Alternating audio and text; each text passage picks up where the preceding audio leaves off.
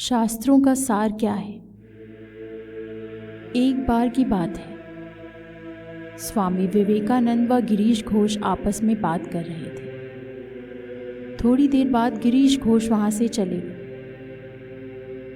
तब स्वामी रामकृष्ण परमहंस ने अपने शिष्य विवेकानंद से पूछा, आप दोनों क्या बात कर रहे थे। स्वामी विवेकानंद ने मुस्कुराते हुए कहा, स्वामी जी, हम आपके ही बारे में बात कर रहे थे। स्वामी रामकृष्ण ने हंसकर पूछा, भला आप लोग मेरे बारे में क्या बात कर रहे थे। स्वामी विवेकानंद विनम्र होकर आदर भाव से बोले, स्वामी जी, हम यही बात कर रहे थे कि हम सभी पढ़े लिखे हैं, किंतु आप नहीं, फिर भी आप विद्वान हैं।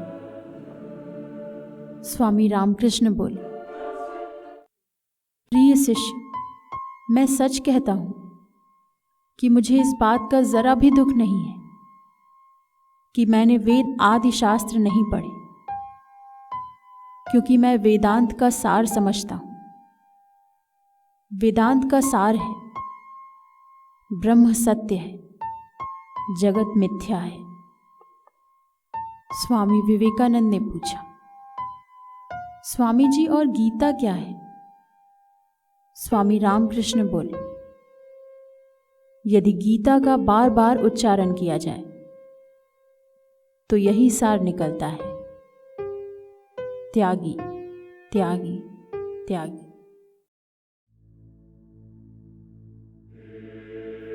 कर्मयोग। एक बार स्वामी रामकृष्ण ने विदेश से लौटे अपने एक शिष्य से पूछा, प्रिय शिष्य, विदेश में तुमने क्या क्या देखा। शिष्य ने कहा, स्वामी जी, आप जिस माया को त्याग देने योग्य कहते हैं, विदेशी लोग उसी के गुणगान में लगे रहते हैं। स्वामी जी बोले, शिष्य, केवल विदेशी लोग ही विषय आसक्त नहीं है, बल्कि पूरे विश्व का ही यही हाल है। कर्म बंधन में फंसने के कारण ही मनुष्य की यह दुर्दशा है। शिष्य बोले, मगर गुरुजी, कर्मों का पूर्णतया त्याग भी तो संभव नहीं है। शिष्य, तुम अगर ना भी चाहो तो भी तुम्हारी प्रकृति तुमसे कर्म करवा लेगी। मनुष्य कर्मों से बंधा है,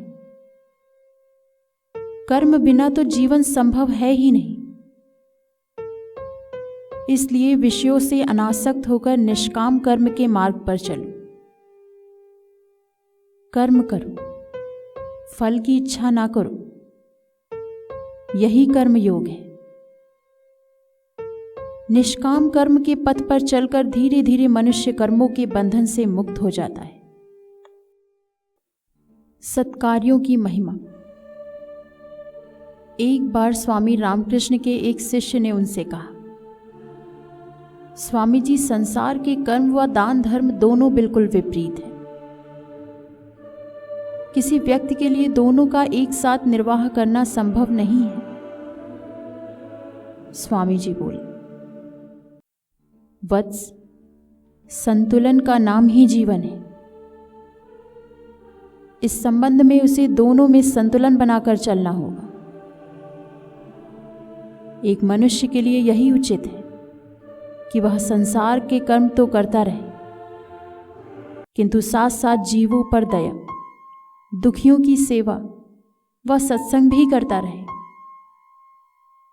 संसार के कर्म करते हुए जीवन निर्वाह में कभी कभी उससे कुछ गलतियां भी हो जाती हैं।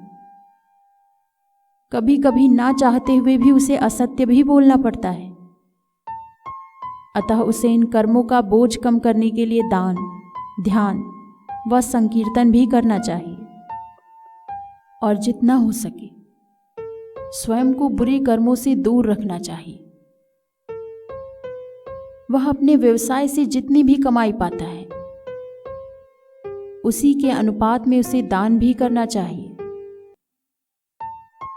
दानी अपने धन को सत्कर्मों में लगाता है, जबकि दुर्व्यसनी व कंजूस का धन अनेक अनेक तरीकों से निकल जाता है। इसे ऐसे समझो,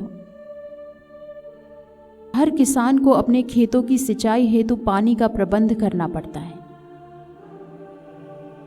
इसके लिए वह पानी का बांध बनाता है। किसान उस बांध में जगह जगह सुराख कर देता है, जिसे घोगी कहते हैं। इन घोगियों से धीरे धीरे पानी का रिसाव होता रहता है और खेत की मिट्टी में नमी बनी रहती है। मान लो अगर किसान ऐसे सुराख ना बनाए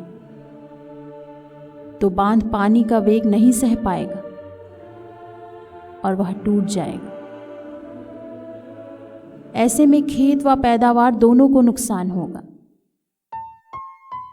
इसी प्रकार जीवन में कमाई के अनुसार दान करते रहना चाहिए, वरना ऐसा धन कोई सुख नहीं देता, बल्कि अनेक कष्टों का कारण बन जाता है या कष्ट काटने में ही खर्चा हो जाता है।